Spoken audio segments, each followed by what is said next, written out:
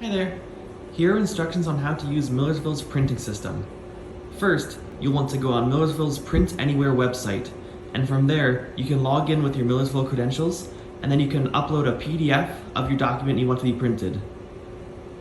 Then, once it's uploaded here, you can claim that document from any printer on campus that is connected to the Print Anywhere system.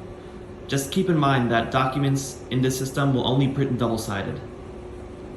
Now, the next step is to find the common area in your residence hall or your building that has the printers inside it. For example, in South Village, mine is right here in the pool table area. Now you want to find your printer itself. Now, the screen might not be ready. The printer might be turned off, and in that case, you want to turn it back on and give it a few moments until it says ready on the screen, as you can see it does here.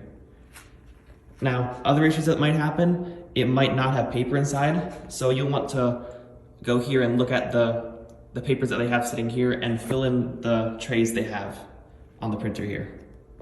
Next, you want to go to the computer next to the printer and log in with your Millersville credentials. And from here, you can select all the documents you want printed.